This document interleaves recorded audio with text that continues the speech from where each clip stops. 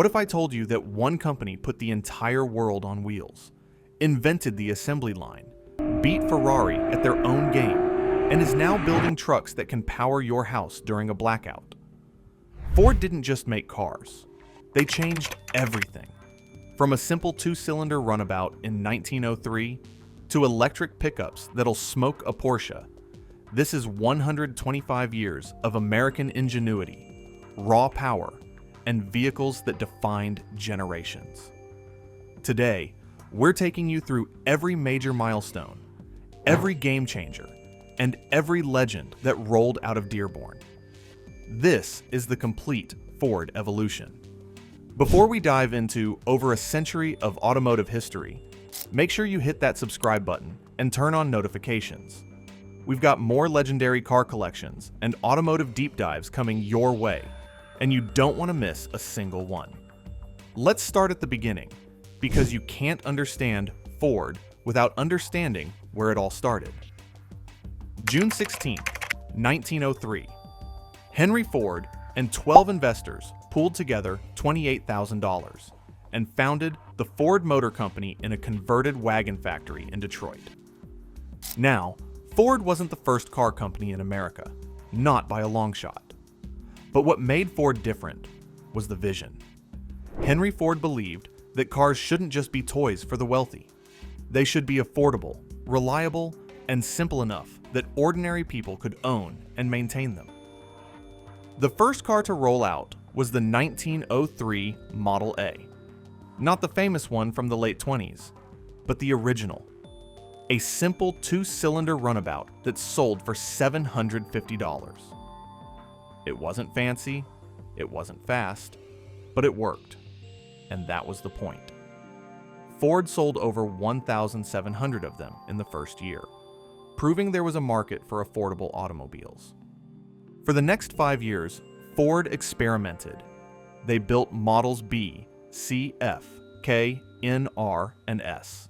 Each one taught them something new about design, manufacturing, and what customers actually wanted. Some were more expensive, some were cheaper, some had more power, others focused on simplicity. This wasn't just throwing cars at the wall to see what stuck. This was a learning process, refining the formula that would eventually change the world. Then came October 1st, 1908, the day everything changed. The Model T wasn't just another car. It was a revolution on wheels. Simple, durable, affordable, and designed to be maintained by anyone with basic tools. The engine was a 177 cubic inch four-cylinder, making about 20 horsepower. Not impressive by today's standards, but it was reliable as sunrise.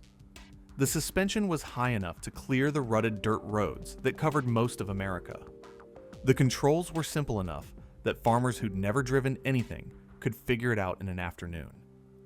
But here's what made the Model T truly revolutionary. The price. It started at $850, which was already cheaper than most cars. But Ford had bigger plans. He wanted to make it so affordable that his own workers could buy one. And that's where the real genius came in. The moving assembly line.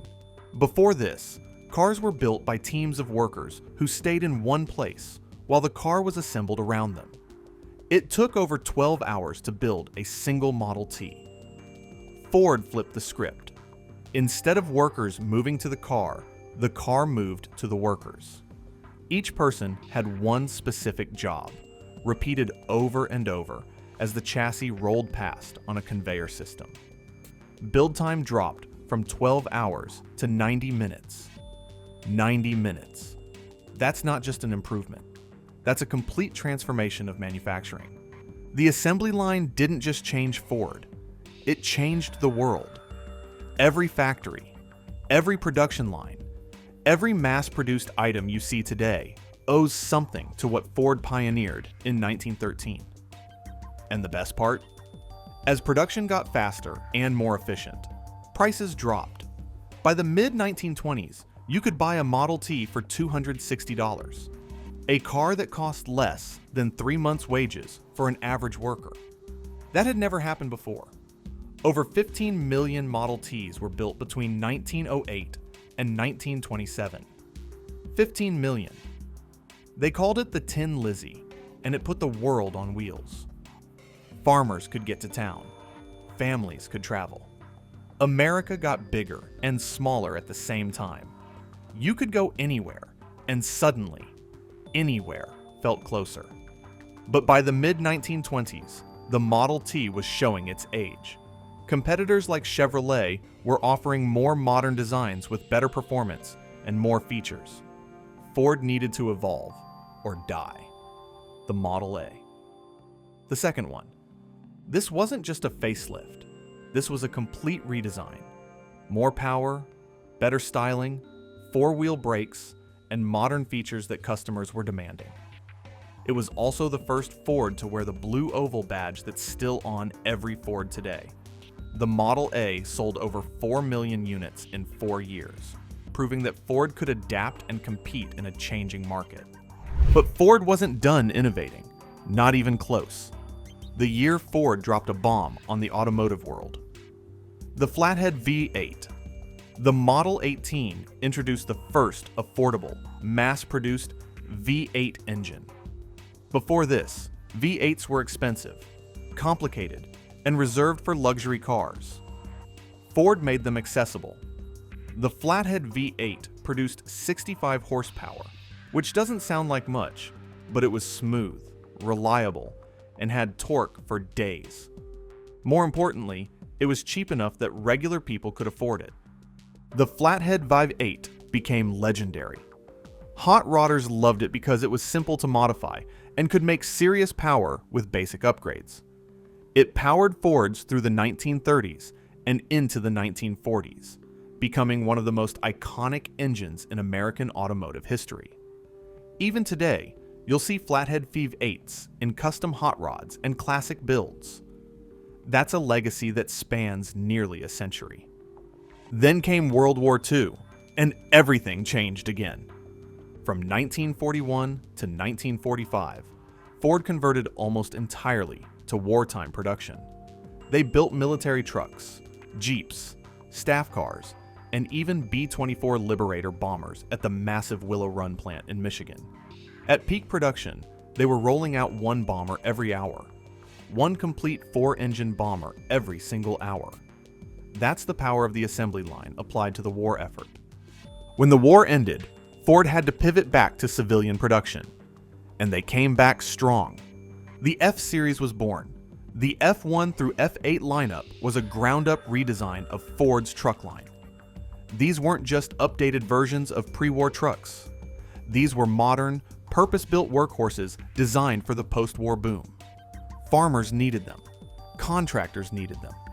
America was building, and Ford provided the tools. The F-Series became the foundation of Ford's truck dominance. In 1977, it became America's best-selling truck. In 1981, it became America's best-selling vehicle, period. And it's held that title for over 40 years. 40 years. No other vehicle in American history has dominated like the F-Series. But trucks weren't the only thing Ford was building in the post-war era. The Thunderbird. This wasn't a sports car, even though people often call it one. Ford called it a personal luxury car, and that distinction mattered. The Thunderbird wasn't built to compete with Corvette on the track. It was built to offer V8 power, style, and comfort in a 2-seater package that felt special. And it worked. The Thunderbird became an icon of 1950s American optimism, a car that said you'd made it. The 1950s and 60s also brought us the Fairlane, the Galaxy, and the Falcon. Each served a different purpose. The Fairlane was the mid-size family car. The Galaxy was the full-size flagship with big V8s and NASCAR success. The Falcon was the compact economy car that proved Ford could compete in every segment. But none of them, not a single one, had the impact of what came next. April 17th, 1964, the New York World's Fair. Lee Iacocca stood on stage and unveiled a car that would become a cultural phenomenon, the Ford Mustang. The Mustang wasn't the first sporty car. It wasn't even the most powerful. But it was affordable, stylish, and customizable. You could buy a base model with a 6-cylinder for everyday driving, or you could spec it out with a V8 and turn it into a street terror.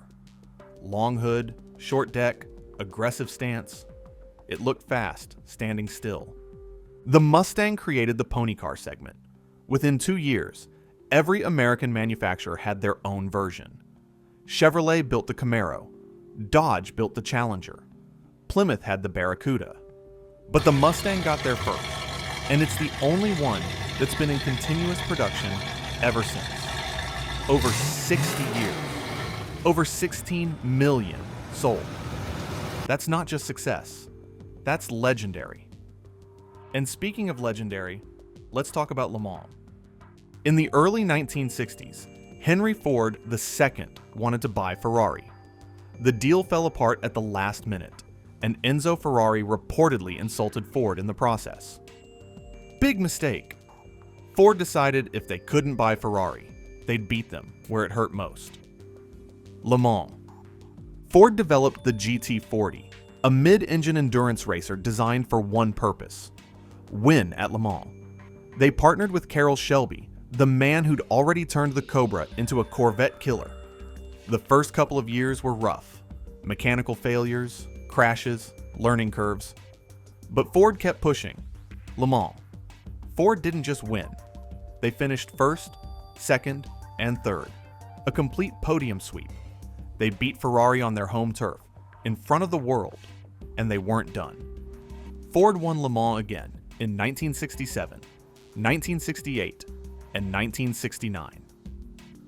4 consecutive victories, one of the greatest achievements in motorsports history. The GT40 proved that American engineering could compete with and beat the best Europe had to offer. It wasn't just about speed. It was about innovation, determination, and refusing to accept second place. Back on the street, Ford was building another legend, the Bronco. Ford's first dedicated off-road SUV was built to compete with the Jeep CJ and International Scout. Compact, body-on-frame, 4-wheel drive, and ready for anything. The Bronco wasn't trying to be a luxury vehicle. It was a tool for adventure, for getting off the pavement and into the wilderness. And it became an icon of American outdoor culture. The original Bronco ran through 5 generations until 1996, building a loyal following that never forgot what made it special. The 1970s were tough for everyone. The oil crisis, emissions regulations, and changing consumer demands forced every manufacturer to adapt. Ford introduced the Pinto, a compact car that became controversial for safety issues. The Granada offered traditional styling in a mid-size package. These weren't Ford's finest moments, but they kept the company alive during difficult times. But there was one bright spot in the 1970s that would change everything. The F-150 nameplate was introduced. The F-150 slotted between the F-100 and F-250, offering more capability than the light-duty truck, but more comfort than the heavy-duty. It hit the sweet spot, and it became the heart of the F-Series lineup. By 1977, it was America's best-selling truck. By 1981, it was America's best-selling vehicle. And it's never looked back. The 1980s brought another revolution, this time in design. The Ford Taurus. The Taurus didn't just look different. It looked like it came from the future. Smooth, rounded, aerodynamic. Ford spent countless hours in wind tunnels developing a body that sliced through the air with minimal drag. It was a radical departure from the boxy, angular designs that dominated the 1970s and early 80s. And it worked. The Taurus became the best-selling car in America, and its influence spread worldwide. Suddenly, every manufacturer was chasing aerodynamic efficiency. The Taurus proved that American cars could be modern, efficient, and desirable. The 1990s brought the SUV boom, and Ford was ready. The Ford Explorer. The Explorer wasn't the first SUV. but it was the one that made SUVs mainstream. Body-on-frame construction, available four-wheel drive, 3 rows of seating, and the ability to tow and haul while still being comfortable for daily driving. The Explorer became a cultural phenomenon. Soccer moms loved it. Outdoor enthusiasts loved it. It dominated the SUV market for over a decade. As the 2000s rolled in, Ford celebrated their centennial with something special: the Ford GT, a modern interpretation of the legendary GT40. The new Ford GT was a limited production supercar with retro styling and cutting-edge performance. Mid-engine layout, supercharged V8, and a design that paid homage to the Le Mans winner while being thoroughly modern. Only about 4,000 were built, making it an instant collector's item. But Ford wasn't just looking backward. They were preparing for the future. The 2010s brought the EcoBoost revolution. Turbocharged, direct injection engines that delivered more power from smaller displacement while improving fuel economy. Ford applied EcoBoost technology across their entire lineup, from the Fiesta to the F-150. It changed the perception of what turbocharged engines could be in American vehicles. 2015 brought another revolution to the F-150.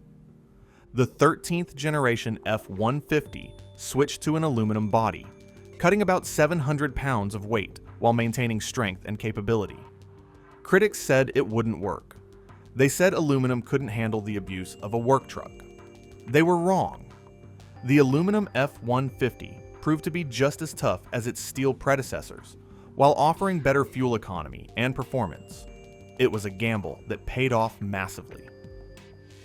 2017 saw the return of the Ford GT, this time with an all-new design. Carbon fiber construction, a twin-turbo V6 instead of a V8, and active aerodynamics that adjusted on the fly. Ford even took it back to Le Mans, winning the GTE Pro Class in 2016, 50 years after their first victory. The circle was complete. As the 2020s arrived, Ford faced a new challenge: electrification. 2021 was a massive year. The Bronco returned after a 25-year absence, not as a nostalgic throwback, but as a modern, capable, body-on-frame off-road SUV with advanced four-wheel drive systems and EcoBoost power. The demand was so high that Ford couldn't build them fast enough. Waiting lists stretched for years. The Bronco proved that there was still a massive appetite for purpose-built adventure vehicles. 2022 brought the F-150 Lightning, Ford's first all-electric pickup. Dual motors, impressive power, and innovative features like the ability to power your home during an outage. The Lightning proved that electric trucks could be practical, capable, and desirable. It wasn't just an EV with a truck body. It was a real F-150 that happened to be electric. Today, Ford's lineup includes the Mustang Mach-E electric SUV, the Maverick compact pickup, the Ranger midsize truck, the Explorer and Expedition SUVs, and of course the F-Series that continues to dominate. But Ford isn't standing still. Looking ahead to 2027 and 2028, Ford is launching their Universal EV platform, designed to make electric vehicles more affordable and accessible. They're also pivoting away from the pure EV strategy that many manufacturers are pursuing. Instead, Ford is focusing on hybrids and extended-range electric vehicles that give customers the benefits of electrification without the range anxiety. The next generation F-150 is expected to offer an extended-range electric option, not a pure EV. This gives you electric driving for daily use with a gas engine as backup for long trips and heavy towing. It's a practical approach that recognizes how people actually use their trucks. Ford is also expanding hybrid availability across their lineup, making electrification accessible at every price point and in every segment. This isn't about forcing customers into pure EVs. It's about giving them choices that make sense for their lives. So what have we learned from 125 years of Ford? We've learned that innovation isn't just about being first. It's about being smart. The Model T wasn't the first car, but it was the first affordable car. The Mustang wasn't the first sporty car, but it created an entire segment. The F-150 wasn't the first pickup, but it became the best-selling vehicle in America for over 40 years. We've learned that American engineering can compete with anyone, anywhere. The GT40 proved it at Le Mans. The modern Ford GT proved it again 50 years later. We've learned that sometimes you have to take risks. Aluminum bodies on trucks, turbocharged engines across the lineup, bringing back the Bronco after 25 years. These weren't safe bets. They were calculated risks that paid off because Ford understood what customers wanted, even when customers didn't know it themselves. And we've learned that evolution never stops. From a two-cylinder runabout in 1903 to electric pickups that can power your house in 2022, Ford has continuously adapted, innovated, and pushed forward. They've had failures. The Pinto, the Edsel, plenty of forgettable models that didn't work out. But they learned from every mistake and came back stronger. The assembly line changed manufacturing forever. The Flathead Vi-8 made performance accessible. The F-Series defined what a truck should be. The Mustang created a segment that's still thriving 60 years later. The GT40 beat Europe at their own game. The Bronco represented adventure and freedom. The Taurus proved American cars could be modern and efficient. The Explorer made SUVs mainstream. And the F-150 Lightning is showing that electric trucks can be practical and capable. That's 125 years of putting the world on wheels, one innovation at a time. From Henry Ford's vision of affordable transportation to today's focus on practical electrification, Ford has never stopped evolving. They've built over 15 million Model Ts, over 40 million F-Series trucks, and over 16 million Mustangs. They've won Le Mans, dominated NASCAR, and set records that still stand today. But more than the numbers, more than the victories, Ford has built vehicles that became part of American culture. The Model T that put farmers on wheels. The Mustang that represented freedom and youth. The F-150 that built America. The Bronco that took families into the wilderness. These aren't just cars and trucks. They're part of our story. And that story isn't over. As Ford moves into the future with new platforms, new powertrains, and new technologies, one thing remains constant. The commitment to building vehicles that people actually want to drive, that serve a purpose, and that push the boundaries of what's possible.